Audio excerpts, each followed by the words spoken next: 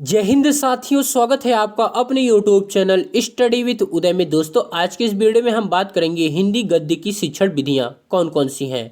दोस्तों, हिंदी गद्य की शिक्षण विधियां मुख्यतः 4 हैं, जिसमें आपका आता है अर्थ कथन प्रणाली, व्याख्यान विधि, विश्लेषण विधि और साथ ही साथ दोस्तों आपका होता है समीक्षा विधि। तो चलिए दोस्तों, हम एक एक करके स्पष्ट करते हैं आखिरकार अर्थ कथन प्रणाली क्या है, व्याख्यान विधि क्या है, विश्लेषण विधि क्या है, समीक्षा विधि क्या है।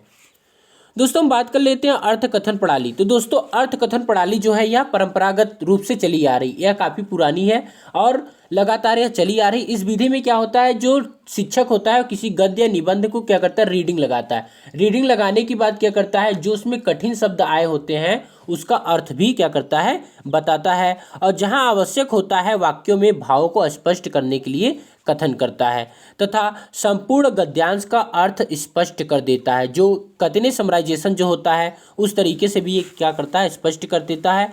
इस विधि में शिक्षक ही सभी कार्य करता है, यानी कि कहें तो शिक्षक क्या होता है, वही सक्रिय होता है, बाकी विद्यार्थी जो होते हैं निष्क्रिय होते हैं, क्योंकि शिक्षक ही सब कुछ बताता है, विद्यार्थी चुपचाप उसे सुनते हैं। विद्यार्थी अपने विचारों को उचित रूप में व्यक्त नहीं कर पाता। क्या दोस्तों ये सही लग रहा है? ये अर्थ कथन प्रणाली है। आपको फिर से एक बार मैं बता दूं, इसमें जो शिक्षक होता है वो किसी गद्य या निबंध को रीडिंग लगाता है और साथ ही साथ जो उसमें कठिन शब्द आते हैं उसको स्पष्ट करता है, उसके भावों को बताता है और लास्ट में क्या करता है, जो भी आपका मतलब कथन होता है, जो भी गद्यांश होता है उसको क्या करता है, समराइजेशन करता है, स्पष्ट रूप से समझाता है। इसमें क्या करता है, जो ही होता है वो शिक्षक होता है, बाकी विद्यार्थी आपका निष्क्रिय होता है। विद्यार्थी बस चुपचाप सुनता रहता है, यदि उसे कोई प्रॉब्लम होती तो कुछ भी नहीं पाता है।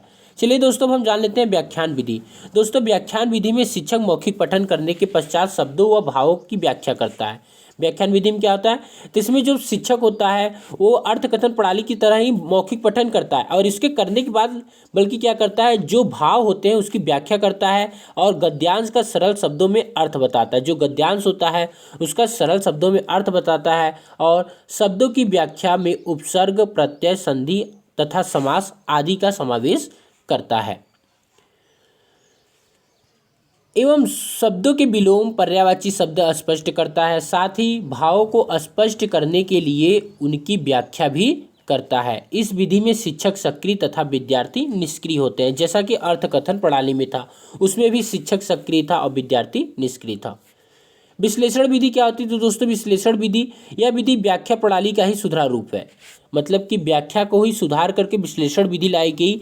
और इस विधि में शिक्षक शब्दों व भावों को स्पष्ट करने के लिए प्रश्न उत्तर का सहारा लेता है। इसमें क्या करता है, जो शिक्षक होता है वह बच्चों को क्लास में मतलब मौजूद करने के लिए या फिर मतलब कह सकते हैं उसका ध्यान क्लास में हो, इसके लिए किसी भी गद्यांश के भाव स्पष्ट करने के लिए वो क्या करता है, शिक्षक से विद्यार्थियों से प्रश्न उत्तर का सहारा लेता है और इस प्रकार विद्यार्थी को सोचने और समझने का अवसर मिलता है। माध्यमिक स्तर पर यह विधि सर्वोत्तम विधि मानी जाती है।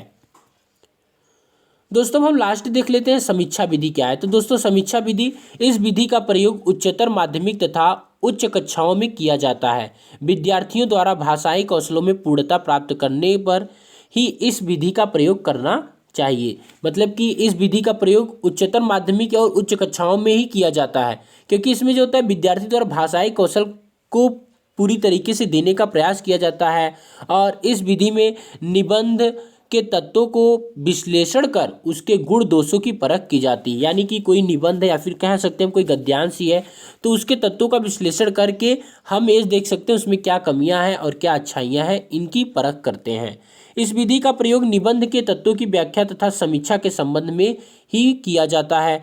प्राथमिक या पूर्व माध्यमिक स्तर पर व्याख्या एवं विश्लेषण प्रणालियों को संयुक्त रूप से प्रयोग करना चाहिए। यहाँ पे ये भी सजेस्ट कर रहा है कि प्राथमिक स्तर पे क्या करना चाहिए, जो प्राथमिक और पूर्व माध्यमिक स्तर होते हैं वहाँ पे व्याख्या एवं विश्लेषण प्रणालियों का संयुक्त रूप से प्रयोग करना चाहिए। उम्मीद करते हैं दोस्तों वीडियो आपको अच्छा लगा होगा। अभी दोस्तों आपको मैं आगे के वीडियो में पद्य शिक्षण की विधियाँ और उसके आगे के वीडियो में व्याकरण शिक्षण की विधियों को बताऊँगा।